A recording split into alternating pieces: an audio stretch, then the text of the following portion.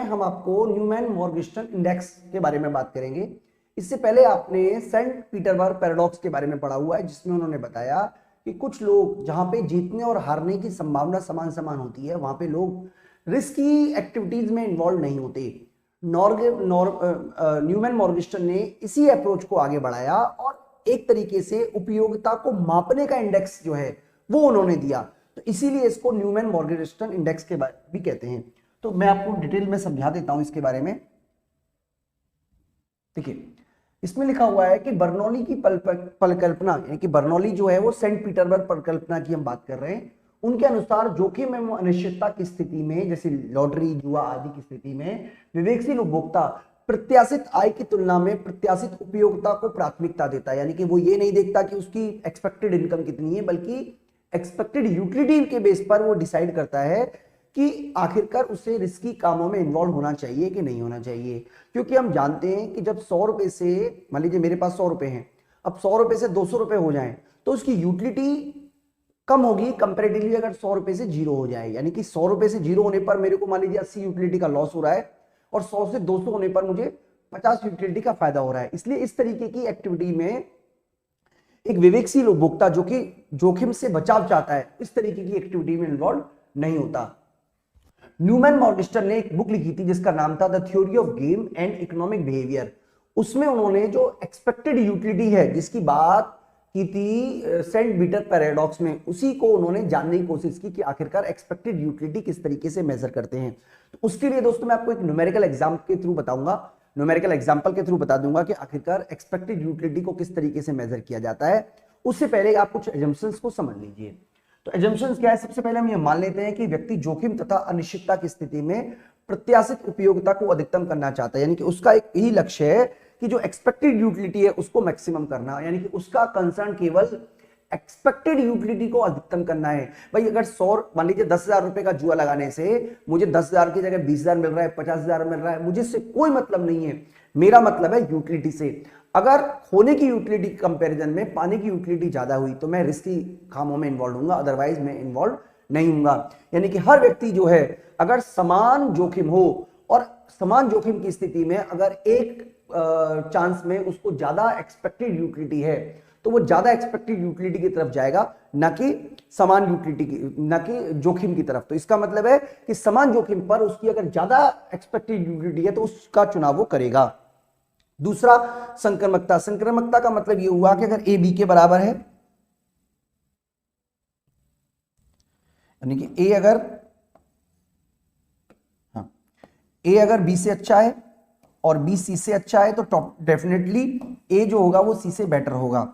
इसके अलावा खेल का परिणाम, यानी कि खेल का परिणाम की प्रायिकता पहले से पता है आपको, ये ऑलरेडी पता है कि अगर आप कोई भी गेम खेलते हो जिसमें आपके पास 4 विकल्प हैं तो जीतने और हारने की संभावना कितनी कितनी है ये आपको ऑलरेडी पता है। यानी कि जो प्रायिकता है वो 0 से 1 के बीच में ही होगी।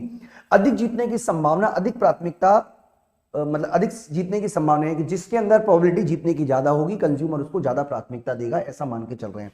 इसके अलावा पूर्ण रूप से आयदेश प्रायिकता, यानी कि सभी जो भी रिस्क है, जो भी प्रायिकता है वो ऑर्डर में दी हुई है, सभी चीजों के ऑर्डर गिवन है। तो यहां पे आपको समझना है कि न्यूमैन मॉर्गेस्टन उपयोगिता सूचकांक के लिए उन्होंने एक फार्मूला यूज किया।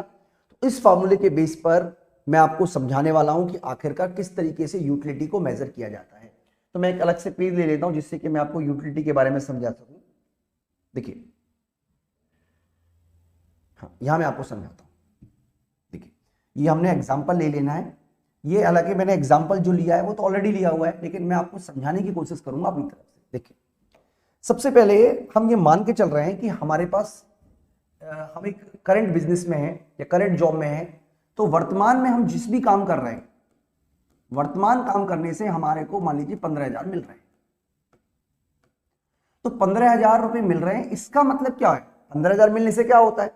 हमारे लिए यूटिलिटी पता होना बहुत जरूरी है, क्योंकि जब तक हमें इसकी यूटिलिटी पता नहीं होगी, जब तक हमें यह नहीं पता होगा कि 15,000 रुपए हमारे लिए कितनी यूटिल्स के बराबर है, तब तक हम न्यूमेरिकल नहीं कर पाएंगे न्यूमैन मॉर्गेस्टन। तो हम ये मान के चल रहे हैं कि इसकी यूटिलिटी जो है वो 55 यूटिल के बराबर है। अब मान लीजिए मैं कोई क्या करता हूं, नया काम शुरू करता हूं, तो मैं फेल भी हो सकता हूं और सक्सेस भी हो सकता हूं, पास भी हो सकता हूं। अब फेल होने की कुछ प्रोबेबिलिटी भी होगी और उस प्रोबेबिलिटी के साथ कुछ यूटिलिटी भी एसोसिएट होगी। मान लीजिए कि मैं अगर पास हो जाता हूं, यानी कि मुझे अगर नई यूटिलिटी मिलती है तो मुझे 30,000 रुपए मिलेंगे, ये मेरी आय होगी। और अगर मैं फेल हो जाता हूं तो मुझे 10,000 रुपए तो मिलेंगे ही मिलेंगे। 10,000 रुपए की यूटिलिटी मेरे लिए है 45 यूटिल्स और इसकी यूटिलिटी मेरे लिए है 75 यूटिल्स। हम ये मान के चल रहे हैं। इसके अलावा हम ये भी मान के चल रहे हैं कि दोनों के जो जीतने और हारने की प्रोबेबिलिटी है वो 0.5 और 0.5 है, क्योंकि आपको पता होगा जितनी भी प्रोबेबिलिटी होगी वो 0.5 के बराबर होगी। ऐसा भी हो सकता है कि 3 संभावना होती, ऐसा भी हो सकता है 4 संभावना होती, लेकिन जो प्रोबेबिलिटी आएगी वो तीनों को या चारों को जोड़कर 1 के बराबर ही आएगी। अब अगर हम प्रत्याशित आय की बात करें, प्रत्याशित आय, तो प्रत्याशित आय निकालने का फॉर्मूला बहुत ही सिंपल है कि भाई प्रोबेबिलिटी ऑफ विन, यानी कि आपके जीतने की संभावना कितनी है, प्लस प्रोबेबिलिटी ऑफ फेल को हम ऐसे लिख देंगे 1 minus probability of win into fail, ऐसे।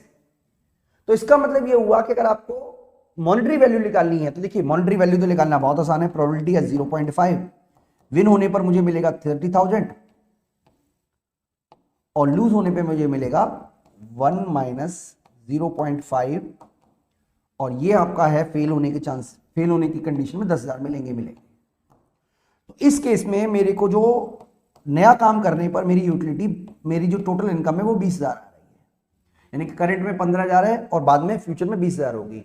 लेकिन मैं आपको यही तो बताना चाहता हूं, न्यूगेन मॉर्गेस्टन कहता है कि इसके बेस पर हम फैसला नहीं लेते कि हमारे को फ्यूचर में कितनी प्रोबेबिलिटी, कितना हमारी एक्सपेक्टेड इनकम है, बल्कि जो भी हम फैसला लेते हैं वो इस बात पर लेते हैं कि फ्यूचर में जाकर हमारी एक्सपेक्टेड यूटिलिटी कितनी होगी।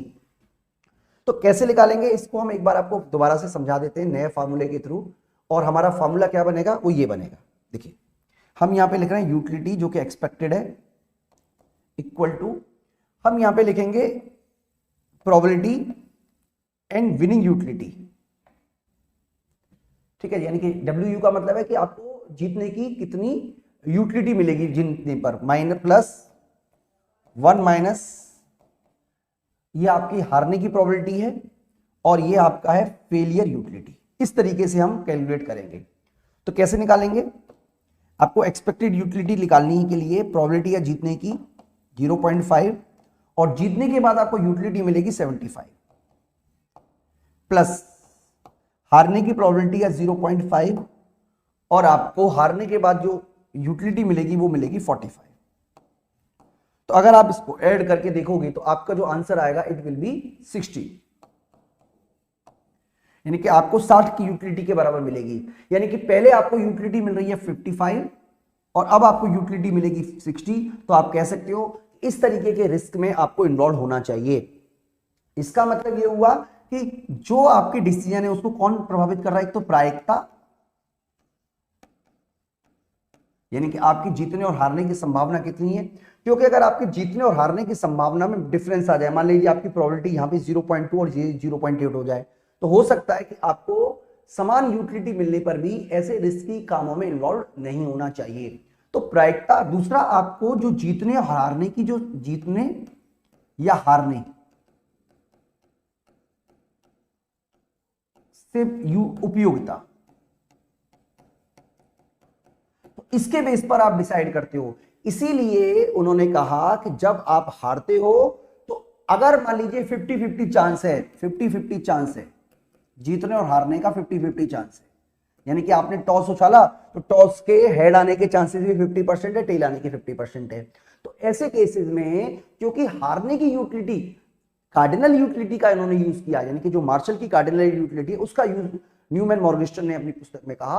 और ये कहा कि अगर हारने की प्रोबेबिलिटी ज्यादा है, मान लीजिए दोनों की प्रोबेबिलिटी 50-50 है, इसीलिए लोग रिस्की कामों में इन्वॉल्व नहीं होते, क्योंकि जब वो